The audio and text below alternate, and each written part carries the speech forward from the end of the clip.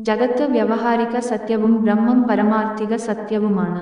മഹാഗുരുവിന്റെ മഹാവാക്യങ്ങളിലൊന്നാണിത്. ജഗത്ത് എന്നു സൂചിപ്പിച്ചിരിക്കുന്നതു ഈ ലോകത്തെയാണല്ലോ.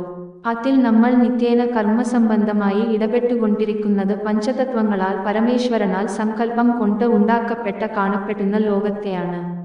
ഇതിന്റെ നിർമ്മിതി എങ്ങനെയെന്നതു മഹാഗുരു ശിവശതകം എന്ന കൃതിയിലൂടെയും വെളിപ്പെടുത്തി. ഈ ലോകത്തോടൊത്തു ശരീരത്താൽ നമ്മൾ ചെയ്യുന്ന കർമ്മങ്ങളാലാണ് ഈ ജഗത്ത് നമ്മുടെ വ്യവഹാരിക ലോകമായി മാറിയിരിക്കുന്നതും അതു നമ്മുടെ അറിവിന്റെ ഭാഗമായ ശ്രദ്ധയിലേക്കായി മഹാഗുരു പറഞ്ഞു തന്നിരിക്കുന്നതും.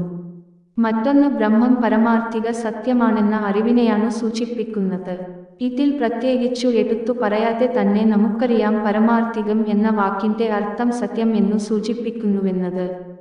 പരമാത്മാവിനെ അദ്വൈത സിദ്ധാന്തത്തിലെല്ലാം ആത്മബന്ധത്തിന്റെ പ്രാധാന്യം നൽകി ബ്രഹ്മം എന്നാണ് ശാസ്ത്രങ്ങളെല്ലാം വിശേഷിപ്പിച്ചിരിക്കുന്നത്. അതുകൊണ്ട് ഗദ്യപ്രാർത്ഥനയിലൂടെ മഹാഗുരു നമുക്കു തന്ന അറിവ് ഈ ലോകമെന്നുള്ളത് സൃഷ്ടിസ്ഥിതി സംഹാരകനായ പരമാത്മാവിൽ നിന്നും ഉത്ഭവിച്ച് പരമാത്മാവിൽ തന്നെ തിരികെ എത്തുന്നുവെന്നതാണ്. അതിനാൽ പരമാത്മാവ് അഥവാ ബ്രഹ്മം മാത്രമാണ് സത്യം. ഈ ജഗത്ത് എന്നും വന്നും പോയും നിൽക്കുന്നതും സ്ഥിരമായ സ്ഥാനമില്ലാത്തതുമായതിനാൽ അതു വ്യവഹാരികം മാത്രമായ അസത്യമാണെന്നതുമാണ്. ആയതിനാൽ ജഗത്ത് വ്യവഹാരിക സത്യവും ബ്രഹ്മം പരമാർത്ഥിക സത്യവുമാണ് എന്ന അറിവ് മഹാഗുരു നമുക്കു നൽകുന്നു. കൂപ്പുകൈ